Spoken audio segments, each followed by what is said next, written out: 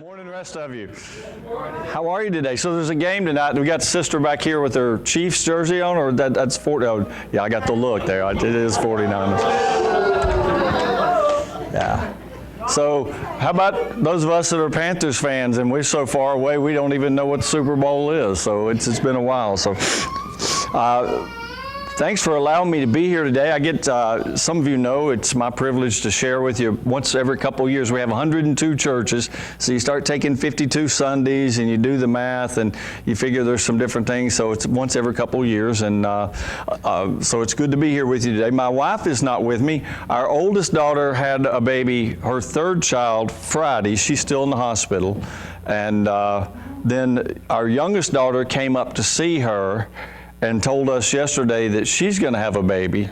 And our middle daughter had one 4 months ago. So we've, if you want to pray for anything, pray for my wife. She's with our 5-year-old and 2-year-old grandsons. I picture her now tied to a chair and the house is on fire. And I mean, these two guys are just, so she's with them today, and we're trying to figure out and count all these grandchildren and things like that. But aren't they a blessing? Those of you that have grandchildren, it's hard to beat them. And that saying, you've heard people say it before, if you knew how much fun they were, you'd have them first. It's exactly right. I mean, it's completely true. One of the things that we want to do today, we're going to be in the book of Luke chapter 14. We're going to be looking at scripture there. But one of the things, some of you know that our background in the Wesleyan Church, there's some things that kind of make us different than others. And let me tell you 2 or 3 reasons that we separated from the church we followed so long ago. One was, one of the primary reasons was we felt like the teaching on holiness. Now that's a big word. What does that mean? The teaching on holiness, which means you don't just get saved and wait around to go to heaven someday, but God saves you and transforms you to make a difference in your family and your community, and He keeps working in you. So that's a primary one.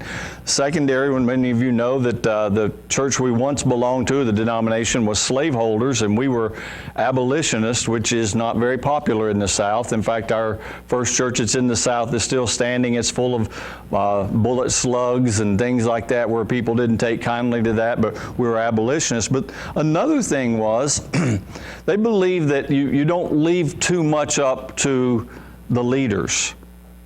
People like me. They believe a church is most effective when there's a partnership of people working together.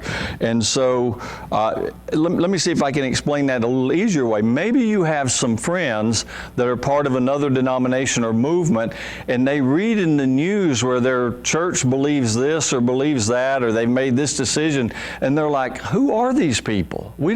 Nobody we know believes those things. Where's all that coming from? And that's what happens when you just say, well, let's let all these people in some building somewhere else make all the decisions and say what we believe. So there's a partnership. And so one of the ways that we display that at the end of the service today, after I pray and wrap up, I'm going to ask members to stay. And your board has given a very strong recommendation to Pastor Marty and his service. And so you have your chance to affirm that once every 4 years. And so that's part of the context of who we are. I'm going to talk to you about today, and we're going to talk a little bit about math. Anybody like math? There's 4 or 5 people like, they're not afraid to share it. You know, they're not afraid to, and the rest of us wish they wouldn't share it, but they do. They like math, and there's something about it. But I did okay in math, but I never was that crazy about it. I thought, if we have any algebra teachers here, it's Pastor Marty's fault that I'm here, and you can blame him later. But if we have any algebra, they'd say, you're going to use this in life. I'm still waiting, right? I'm still waiting for some of the things they do. But in this passage, in the book of Luke, I believe Jesus talks about the math of discipleship. It's pretty simple, and we'll see it there in that passage and how He wants us to put that together. But it's Luke chapter 14, verse 25, and so it goes this way. Let me stop here for a second. A lot of times we don't preach from this verse, this passage.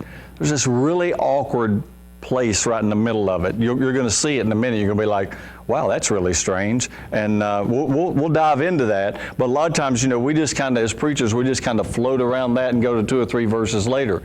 But it's part of what we're going to talk about. So as the large crowds were traveling with Jesus, and turning to them, He said, If anyone comes to me and does not hate their father and mother and wife and children and brothers and sisters, yes, even their own life, then that person cannot be my disciple. And whoever does not carry their cross and follow me cannot be my disciple. Kind of awkward verse there in the middle, wasn't it? Right? So here's the first thing he says. So first piece of discipleship is addition, right? That's what you learn first in math. If you have one apple and you get 2 oranges, you remember that? You need to say, okay, now you got 3 of this, unless you got a brother who ate 1 on the way. You know, as kids, we'd always have those stories to mess it up, but you just learn how to add. And actually, if you go back to verse 25, Jesus says, if anyone comes to me, in the King James, it says it like this: if anyone would come after me. Now, I'm from the mountains of western North Carolina, you know, where we have to rent shoes when we come out to the other parts of the state and all that. But I got to tell you, when somebody says, come after me, that means something pretty specific. That doesn't mean you wander around into a service every once in a while and hear about Jesus. That means that you're pursuing Jesus. So the whole addition part is that we have to help add Jesus to people's lives. Now, here's what most people think when I say that. That means bring people to church, right? And it can mean that. I'm not going to be the one to say, hey, don't bring people to church. But really, what it means is that until we meet Jesus, life really isn't what it should be. Many of you have a before and after story. What your life was like before you met the Lord and what your life was like after. And many of the things that we pray about and we worry about that we can't fix, but how many times have you seen somebody come to the Lord and their life changes? Like addictions. Apologies if there's any counselors here, but most people aren't counseled out of those things. There's a deliverance. God just somehow breaks that addiction that's been there forever. And I mean, it's a powerful thing. So we have to add Jesus to people's lives. Well, how do we do that? Well, yeah, one way is to bring them to church, but another way is to realize that really we all leave here, those that are believers, as missionaries. And there are people that you guys can reach that Pastor Marty would never reach. They'd hear that word pastor. Like I've been really, the job I have now, when I was a pastor, I had a lot more interaction. Now I interact mostly with pastors. And most of them are Christians, right? I'm just checking to see if you're still with me, okay? So most of the people I interact with are pastors and church members and all that, so I don't have a lot of exposure. So there's this one guy where I go to the gym, and I know, don't say you don't look like you go to the gym. I go there to fellowship or whatever, but so there's this guy, and I've been working, you know, just because I can tell that, you know, he's not a believer, and I've just been talking to him. So the last thing I ever tell somebody is that I'm a pastor. Because for many people, as soon as they hear that, that's it. They're done. And so I came in one day and we were sitting there and we were talking. He said, "Are you a pastor?" And I thought, man, do I lie about this? You know, how do I say? I said, yeah. I said, how'd you find out? You know, isn't that awful? I'm like, yeah, how'd you find out? He's like, well, this guy, he calls you Rev all the time. And I finally figured out, I asked him and he said, you were a pastor. I said, yeah, I'm a pastor. And then it makes it even more complicated for me because you know what the next question is? Where's your church? I'm like, well, I really don't have a church. I did so bad in the churches I was in, they make me wander around to these other 100 churches and do all this. And he's like, you know, and so, but the thing is, so the whole point is there's people that Pastor Marty can't reach, even though they may be fine and be friends with him. Once they find that out, that's a barrier, you know. And so it's just a point of saying, this is what I was like before Jesus and after Jesus. There's 4 guys that get this in the Bible. And they were carrying a paralytic to Jesus, a man that was paralyzed, and the story says that they carried him on a mat. Now, first of all, realize what a miracle this is, because to get any 4 men to decide to take the same route to the same destination is a miracle in itself. Most churches I'm in, I could stand around afterwards and ask 4 different guys how to get somewhere, and I would get 4 different sets of directions, even if they were all standing there for each other's directions. They'd be, well, you can go that way, but I know a quicker way, or oh no, I know a way that there's better sight and all. But these guys they stay together. They get to where Jesus is teaching, right? And remember what happens? And he's in this house teaching, and they can't get there, and so they go up on the roof. And they start opening up the roof and they lower him down. Now, the whole point is, here's what those 4 guys decided. if they could just get this guy to Jesus, his life would never be the same. And that's what we all have to do. We have to, and you say, well, how do we do that? You don't say, hey, you really ought to serve the Lord. What does that look like? I don't know. You'll have to ask Pastor Marty. No, you just say, look, I remember what my life was like. I don't know about the rest of you guys in here. My life was a disaster before I met the Lord. Maybe some of you had just wonderful, perfect lives, but mine was a disaster. And so it made all the difference. And we were able to tell the before and after story. So got to add Jesus to people's lives. The second one is in that next verse, and he says, that whole awkward thing about you got to hate your father and your mother and your wife and your sister. And there may have been like 3 people in here like, that's great because my family can't stand me, and so I must be a good believer, right? Right? But actually, Jesus wasn't, the word hate there means you have to rearrange, you have to love less your family and all these things and put me first. Now here's the deal with God is, you could almost make a case that God's not very good at math, right? Remember what he tells Gideon? Gideon's getting ready to go fight? Yeah, you got way too many soldiers. You need to get rid of it. He's like, but Lord, do you know how many are on their other team? I want you to imagine the football game tonight, the kickoff. There's 11 players on offense, 11 on defense, and they get ready to go out, and the coach says, listen, I've got the answer. Instead of sending 11 out there, I'm going to send 2 of you out there because we got way too many players. They'd be like, they'd carry that coach off and he'd be done with. And God says, you got way too many people. There's another place where Jesus talks about the shepherd that has 99 sheep, one gets lost, and what does he do? He leaves the 99 to go help the other one, right? And then this little widow comes up and she gives a little small offering, and Jesus said she's given more than anybody else. And you get to this point like, man, God and His Son, they really don't get math. They really don't understand that. But they actually do, because they understand that there's more than a logical math. There's this math of relationship where when you put Him first, all this other stuff works out. So when I was a real preacher, and that means when I was a real preacher in the church before they put me in this wandering around job, every once in a while I'd have this happen. I'd have like a young couple come to me. And they would say, Pastor, we kind of feel like the Lord wants us to tithe, but we things are really tight right now. And that really put me in a bind. Because, and here's what I would usually tell them. I'd say, look, one thing you need to know is the church has plenty of money. We're fine. It's not that we need your money. But you do need to put God in control of your finances.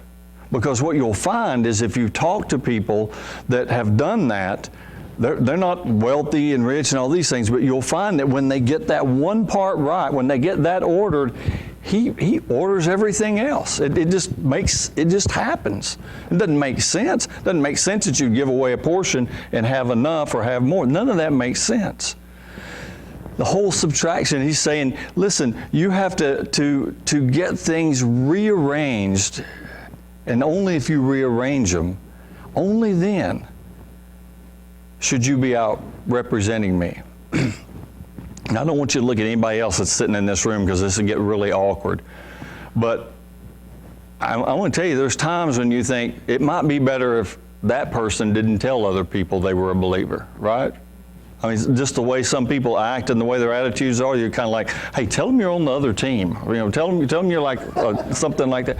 Because we have to get ourselves right before we can actually, we don't need people who have their priorities all messed up trying to tell people a little about Jesus. And that's what's happened in our culture is a lot of times people that just kind of tinker with Jesus a little bit say, hey, try Him. And they give people just a little piece of the whole operating manual, and people's lives are all messed up, and then they can't figure things out. And what it is, we have to say, you know what? If I'm going to follow Him, it's so radical. He says, I can't follow Him until I put all these other things in second place and put Him first. But when we do that, we see it works out. And we're like, how does that work out? But it does.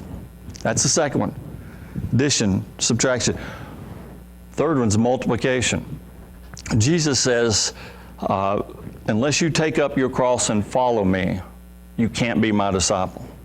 Now, let me go back. There's some people like at least my age, like early 30s, right? Just checking to see who's still with me, right? Okay, there's some people my age or older. We used to have this thing called a mimeograph machine. And it like came from the very pit of hell in the first place. It was like this purple ink thing. I'm getting like 2 people nodding, the rest of you. If you've got a phone, just Google it. It'd be better than me trying to explain it. But what you would do is it would make kind of a stencil of what you wanted to do, and you would put that stencil on a drum and you would turn it. This was before copiers. Some of the younger people are like, what in the world are you talking about, right? You're going to have to Google the video and just see it, but you turn, and this purple ink would get everywhere, and it'd be all over. But what happens is you had that copy, and every time you turned the drum around, that stencil came, and it made a copy just like it. That's kind of the word Jesus uses for discipleship. Unless you're going to be like me and help other people be like me, then you can't be my disciple. So we get the first part. We say, okay, I'm going to do the best I can to be like Jesus. But he had this radical plan. Now, most of you don't know me, so this next illustration, you're going to have to kind of work with me a little bit. I want you to assume that I could actually do what I'm going to say, okay? It doesn't work if you don't do that. But let's say today that I said to you, hey, I'm going to make you, everybody here gets to choose one of 2 things. Either I give you $1 million or I give you a penny. But if you take the penny, you bring it back every day and I'll double it. Most of you, I know what you're thinking. You're saying, well, I'm taking the $1 million because first of all, I don't see this guy but once every 2 years. I don't know if he's going to be back. And I don't think he's got any other, I mean, who's going to pass up $1 million? But if you took that, you'd lose almost $4.5 million because that penny doubled every time over 30 days becomes $5.4 million. 1 penny. It's the power of multiplication. So Jesus, instead of saying, let's see how many people I can get to follow me, says, I tell you what, I'm going to teach you how to follow, and then I want you to teach somebody else. In culture long after that, like I have 3 daughters. Let's say I was a blacksmith. I was doing that for a living. Well, in that culture, women wouldn't be blacksmiths. Please don't send me letters afterwards saying women can be blacksmiths now. I'm just telling you, in that culture that wouldn't happen. And so what I'd have to do is find some guy there in the community and say, I'm going to teach you this. And the price would be that he would learn the trade and teach someone else. And so then it never would die away. So the word that when Jesus says in Acts, I want you to go and make disciples, that actual word in the Greek, I know we preachers, we make up Greek words to make our points, right? That actual word is matheteo. I want you to go and reproduce and reproduce and reproduce again, and people should know. So then we began looking at the 3rd generation. You say, what in the world are you talking about? Like, I'm watching my 2 grandsons to figure out what kind of job I did in raising my daughter. Those you get what I'm saying? We're seeing, did what I teach make any sense? Now, the bad things they're doing are the things my wife taught my daughters. The good things they're doing, right? You see what I'm saying? So you can do that when now that should not be on the recording, brother. That should be dubbed out. But my point is, there's something we have to invest in people and pass on beyond it. And it's more than just, hey, why don't you come to our church because I'm supposed to ask somebody and we're all going to have this special day. And no, it's like, you know what? Your life could be radically different if you met Jesus. And you should invite them along. So we got addition, subtraction, multiplication. What do you think's next? Division. It works so much better if that was it. But then how do you say division helps build the church? Let's go with calculus. All right, math lovers, you've already exposed yourself. How many of you took calculus? Yeah, I did not take calculus. I took, like when I was in high school, I was, as we'd say in the business, building my testimony. And so I was like getting out of school as early as I could, right? So, I mean, whatever I had to take to get out, and calculus wasn't in that flight path, if you will. What all that was like, yeah, I'm going to take this class and get out. My understanding is calculus helps people compute the process or the speed of change is one of the things it does.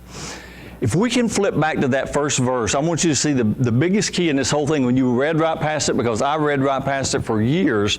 But in chapter 14, verse 25, see that first sentence?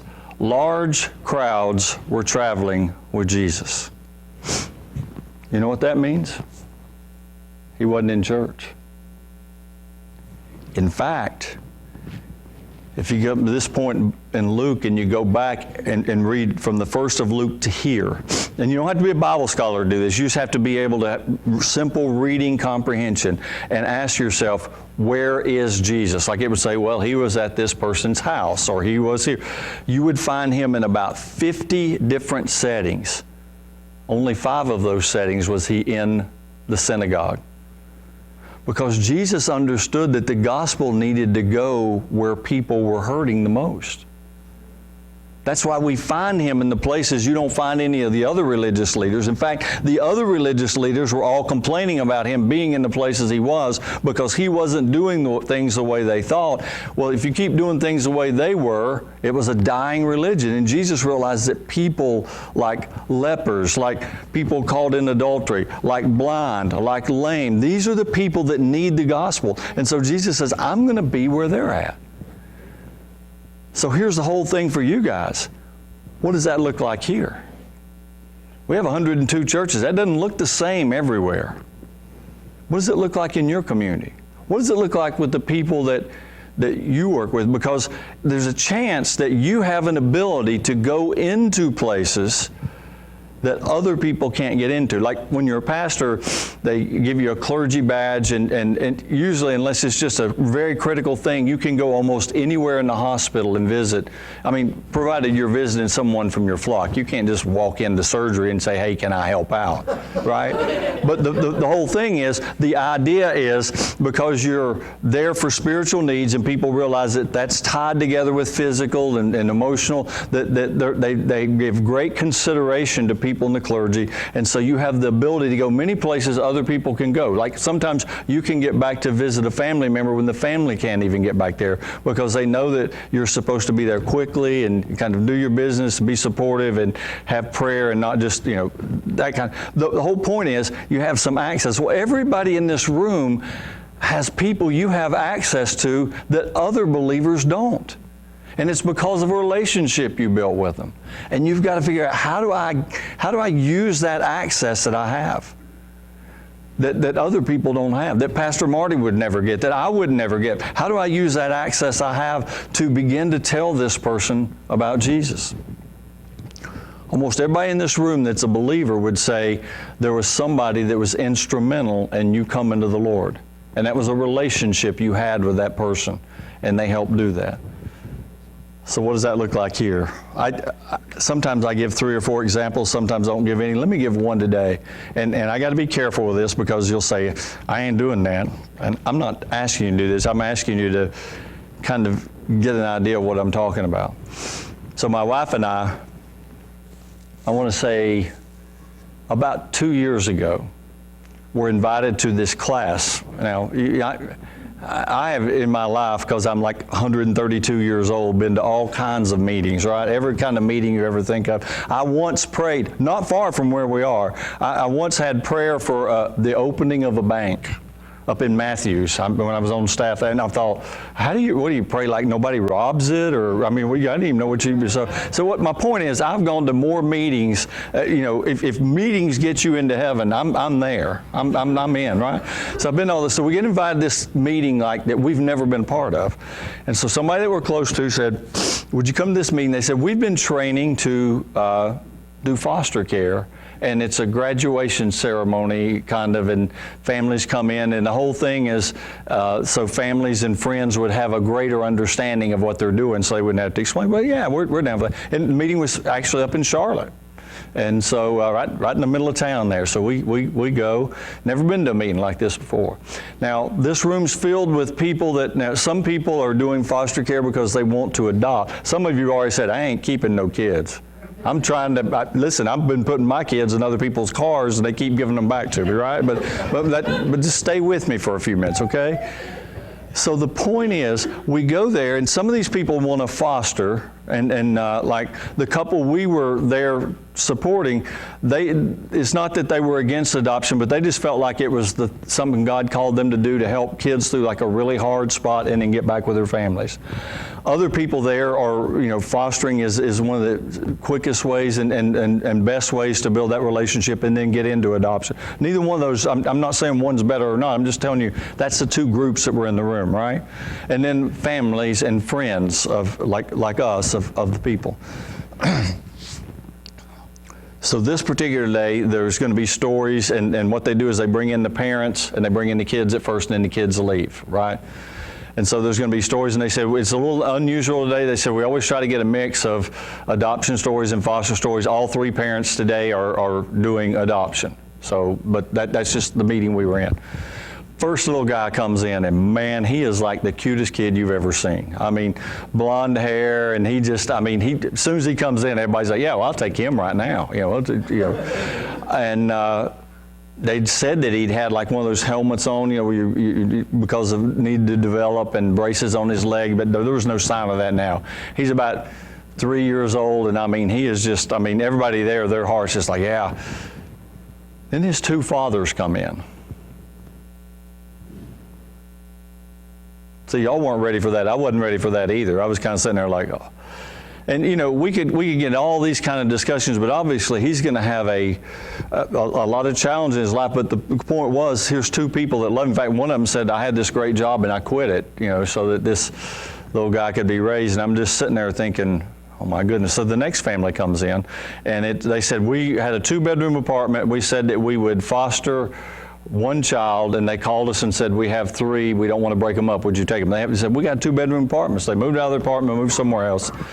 Mom says for the first few weeks, she could not go anywhere without the kids because they had been left so many times in their lives. So she said, I'm going down to the grocery store. Those 3 kids would get in the car because they were just sure she was just going to leave them like they'd been left the rest of their life.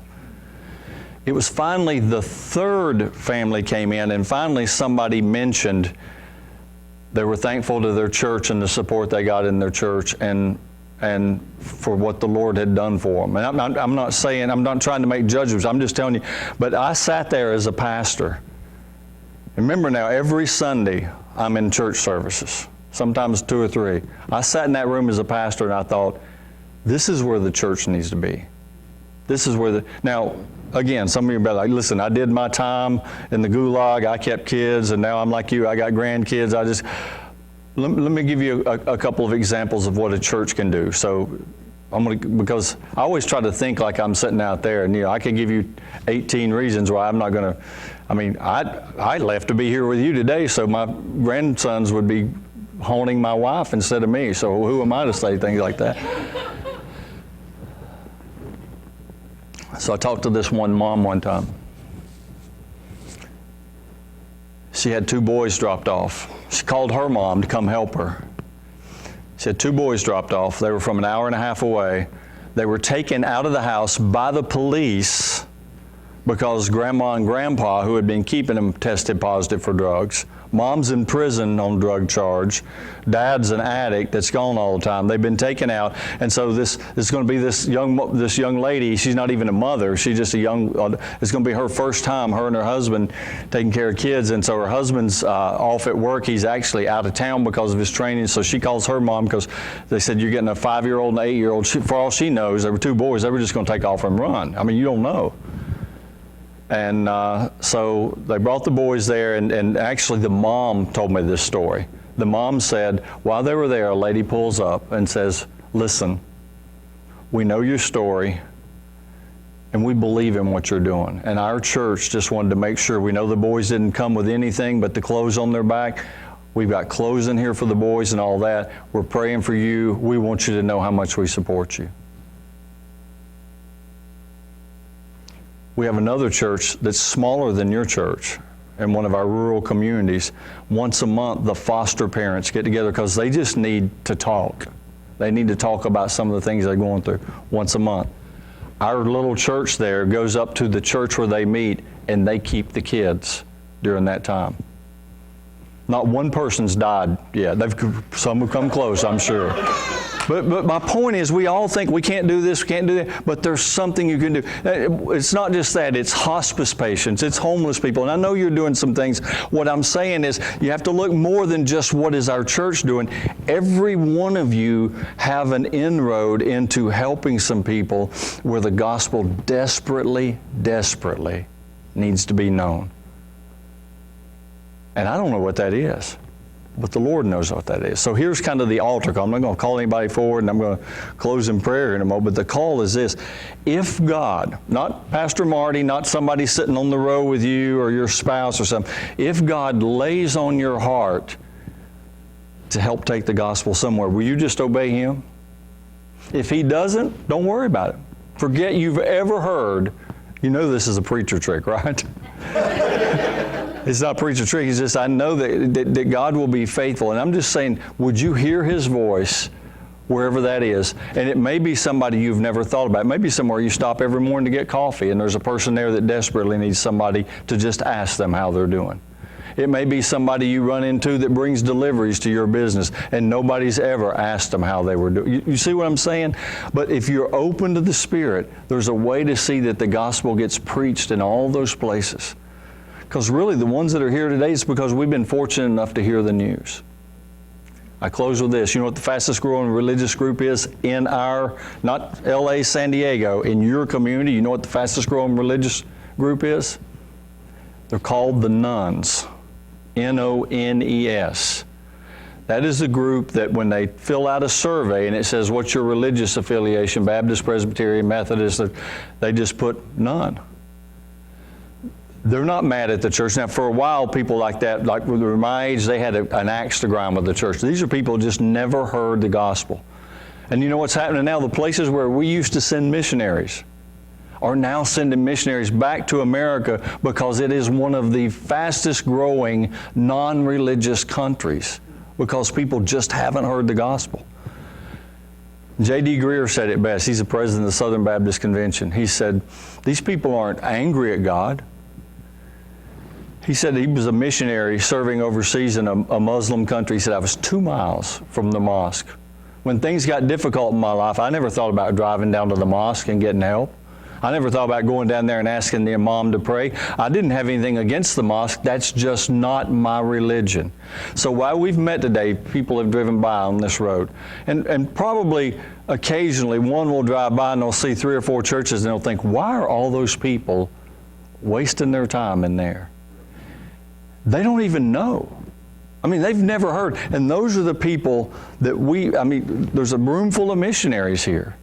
You don't have to move to Africa and sell all your belongings and never come back. There's a room full of missionaries that will go into a field from here that other people cannot enter into. And God can use you to make a difference. I pray that you'd be open to Him doing that. Give me close in prayer. Lord, thank you for this good church, their good history and heritage, and even today, hearing the things that they're doing to impact their community. And Lord, I applaud that. And we celebrate that, the fact of what they were able to do for the homeless and the fact of what they'll be able to do for the hungry. Lord, sometimes we can be part of a group and just kind of participate at arm's length, but you've really, everyone who calls themselves a believer that's in this room, you've called them to take the gospel to the most difficult places, to the most needy people. Some of them people that will never walk into a church unless they hear the gospel first.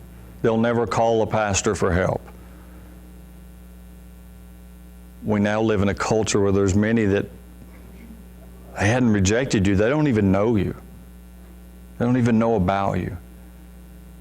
Help us to be your hands and your feet, your voice in a world that's growing darker and darker. Help us to add Jesus to people's lives. Help us to subtract the things in our lives that would take away from our witness. Help us to understand the power of multiplication, that if we would find one person and pour our heart into them and ask them to do the same for others, it would only be a matter of time before the whole culture would be transformed. And Lord, let us take it to the most difficult places. Life changes so fast now, we'd never be able to design a church to keep up with it, but we can send believers to wherever the need is greatest. So as you help us do that, Lord, we're going to be careful to give you thanks. We pray it in your name. God's people said, amen.